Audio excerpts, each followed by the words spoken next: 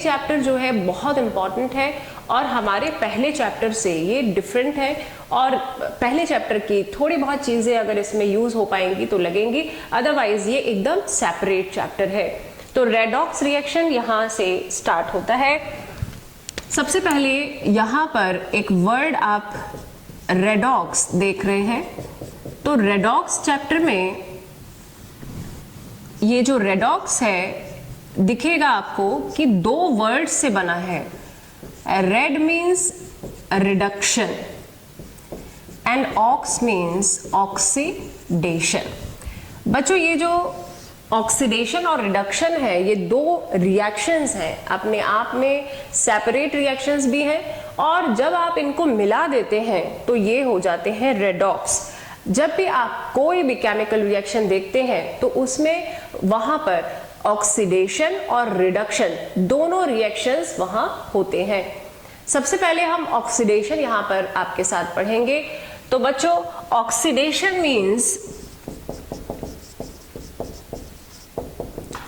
Addition of oxygen. पहला इसका meaning जो है वो है एडिशन ऑफ ऑक्सीजन। किसी भी रिएक्शन में अगर आप ऑक्सीजन जोड़ते हैं, जैसे आपने सपोज करिए लिखा S+O2 gives SO2, तो ये सल्फर का ऑक्सीडेशन हो गया, यानी एडिशन ऑफ ऑक्सीजन। तो ऑक्सीजन का एडिशन हम ऑक्सीडेशन कहेंगे। दूसरा, अगर आप किसी भी रिएक्शन में हाइड्रोजन को रिमूव करते हैं तो यहाँ हमारा दूसरा इसका मतलब होगा रिमूवल ऑफ हाइड्रोजन। देखिए, रिमूवल ऑफ हाइड्रोजन के लिए हम ऑर्गेनिक केमिस्ट्री से एक रिएक्शन ले रहे हैं, और आपका रिएक्शन जो है वो ऐसा है। ये आपने लिखा हुआ है इथिल अल्कोहल, जिसको हम इथेनॉल भी कहते हैं। अब आप देखिए इसमें आप एक ऑक्सीजन जोड़ रहे हैं, तो ये जो ऑक्सीजन है जब इसमें जुड़ रही है तो ये अपने आप में ऑक्सीडेशन हो गया। लेकिन जब ऑक्सीजन जुड़ती है तो यहाँ इथिल अल्कोहल में से कार्बन का एक H निकलता है और हाइड्रोजन जो है ऑक्सीजन से निकलता है, और यहाँ कार्बन की वैलेंसी, यहाँ ऑक्सीजन की वैलेंसी फ्री हो जाती है और इनके बीच में बन जाता है डबल बॉन्ड। देखिए इस तरीके से, और क्योंकि यहाँ पर हाइड्रोजन निकल गया इस रिएक्शन से तो ये भी ऑक्सीडेशन हुआ। तो यहाँ ऑक्सीडेशन का दूसरा मतलब होता है रिमूवल ऑफ हाइड्रोजन, और यहाँ रिमूवल ऑफ हाइड्रोजन जो है साइमल्टेनियस रिएक्शन है विद ऑक्सीडेशन, मतलब ऑक्सीडेशन में ऑक्सीजन जुड़ रहा है और हाइड्रोजन निकल रहा है।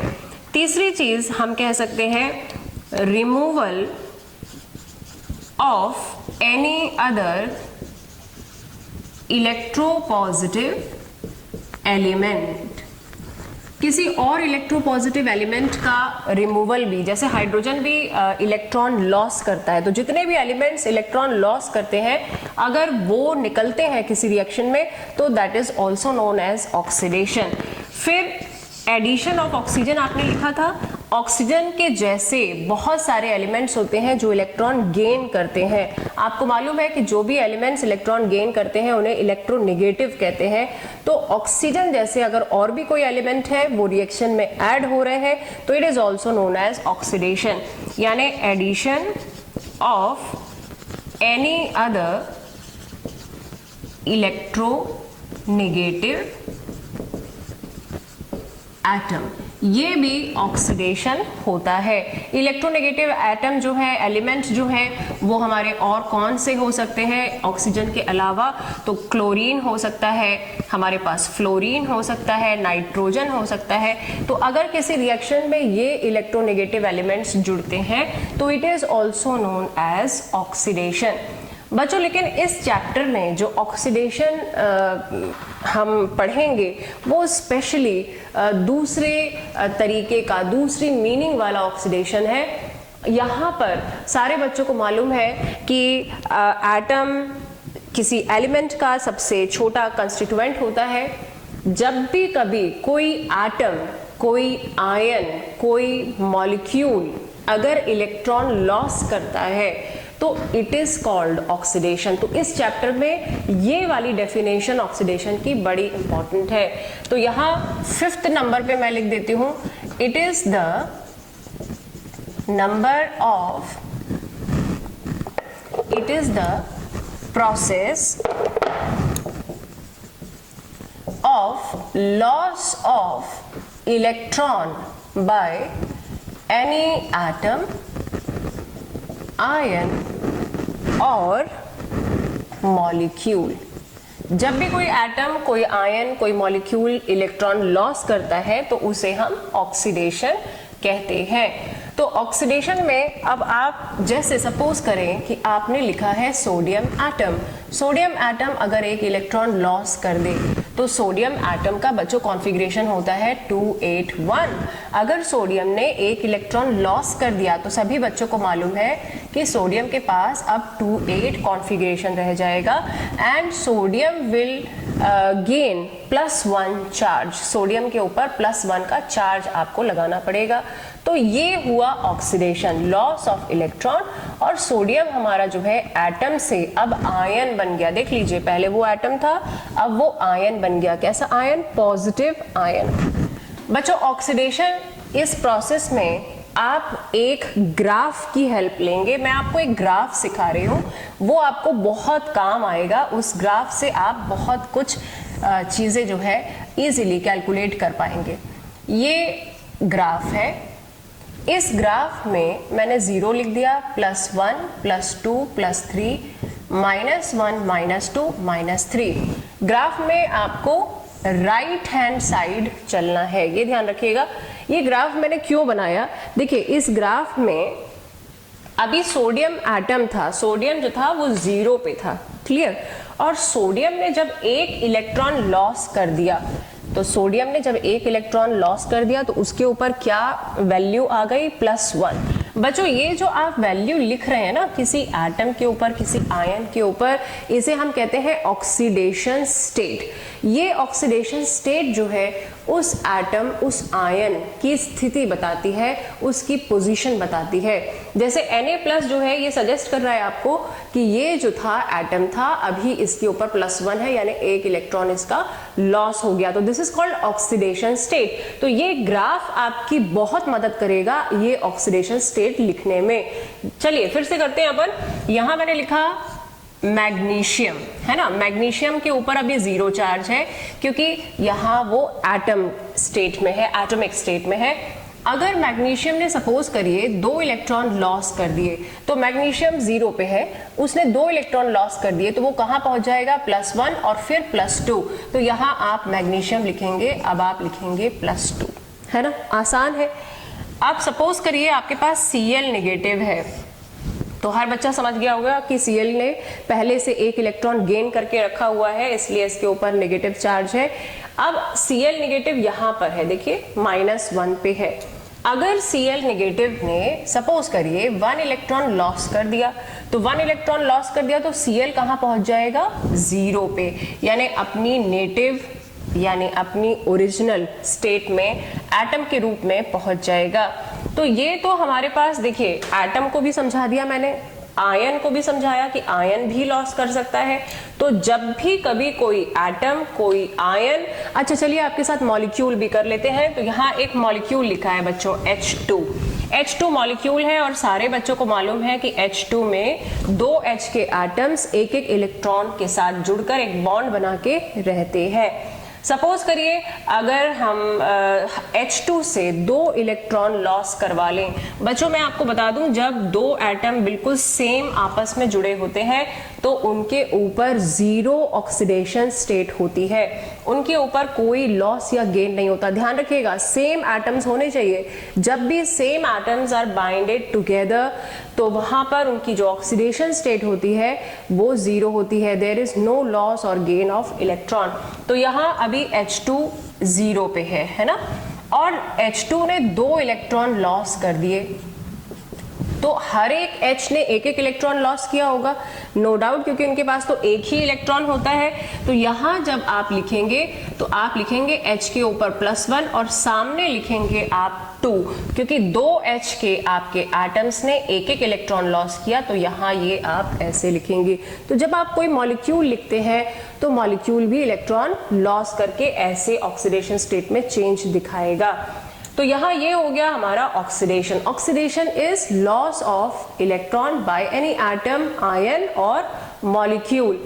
जब भी कभी लॉस ऑफ इलेक्ट्रॉन होता है तो आप ध्यान दीजिएगा, यहाँ पर जो ऑक्सीडेशन स्टेट होती है बच्चों, देखिए ये -1 से 0 चला गया, ये 0 से +2 चला गया, ये 0 से +1 चला गया, यानी जब इलेक्ट्रॉन का लॉस होता है तो there is always increase in the oxidation state. यहाँ पर हमेशा इंक्रीज होता है ऑक्सीडेशन स्टेट में, और ग्राफ तो सजेस्ट कर भी रहा है क्योंकि आप ग्राफ में राइट हैंड साइड चल रहे हैं।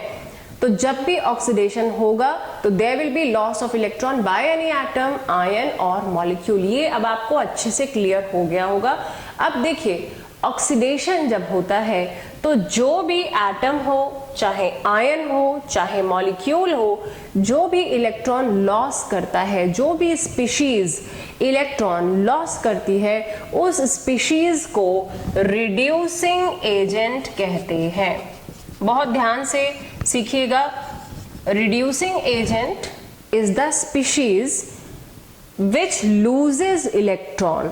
तो यहां आप रिड्यूसिंग एजेंट की डेफिनेशन भी लिख लीजिए। Reducing agent is the species, bracket में आप लिख सकते हैं एटम, आयन और molecule, which loses electron is called reducing agent.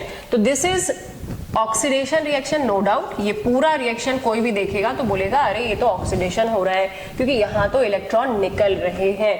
और ये जो स्पीशी है जो लेफ्ट हैंड साइड लिखी हुई है जिसने इलेक्ट्रॉन लॉस किया है, that is called reducing agent. और जो species after loss of electron बन जाती है बच्चों, जो राइट हैंड साइड में आफ्टर लॉस ऑफ इलेक्ट्रॉन बन गया, जिसने इलेक्ट्रॉन लॉस कर दिया और अब वो ऐसा बन गया, हर उस प्रोडक्ट वाली स्पीशीज को ऑक्सीडाइज्ड कहते हैं। यानी आफ्टर दिस रिएक्शन कौन सी चीज ऑक्सीडाइज्ड हो गई, कौन इलेक्ट्रॉन खोने के बाद कैसा बन गया, तो वो स्पीशी जो है ऑक्सीडाइज्ड कहलाएगी। तो यहाँ ये हमारा होता है ऑक्सीडेशन। इसको जब आप अच्छे से समझेंगे तो ये चैप्टर आपका मजबूत होगा। पहले आपको ऑक्सीडेशन सीखना होगा, फिर रिडक्शन। तो ऑक्सीडेशन हमारा हो गया जिसमें गेन ऑफ ऑक्सीजन या addition of oxygen, removal of hydrogen, removal of any other electropositive element like hydrogen, जैसे सोडियम हो सकता है, मैग्नीशियम हो सकता है, और फिर addition of any other electronegative atom और element like chlorine, fluorine, nitrogen, जो कि ऑक्सीजन जैसे होते हैं, अगर उनका भी एडिशन होता है दैट इज कॉल्ड ऑक्सीडेशन। और फिर यहाँ देखिए वेरी इंपॉर्टेंट जो इस चैप्टर के लिए हमें चाहिए, it is the process of loss of electron by any atom, ion और मॉलिक्यूल। और ये अपन ने इस तरीके से जो है लॉस ऑफ इलेक्ट्रॉन शो किया। रिड्यूसिंग एजेंट हमने देखा, वो स्पीशी जो इलेक्ट्रॉन लॉस करे, रिड्यूसिंग एजेंट, और जो species after loss of electron बन जाए उसे कहते हैं ऑक्सीडाइज्ड। तो ये हो गया हमारा यहाँ खत्म।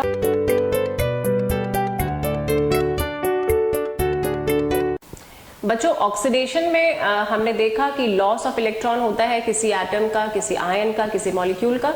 हम उस प्रोसेस को ऑक्सीडेशन स्टेट की मदद से भी सीख सकते हैं।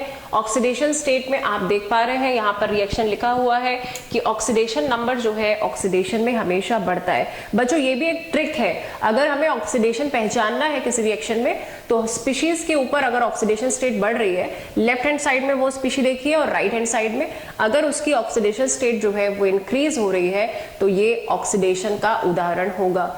ऑक्सीडेशन में जो रिड्यूसिंग एजेंट होते हैं बच्चों वो हमेशा लेफ्ट हैंड साइड में होते हैं।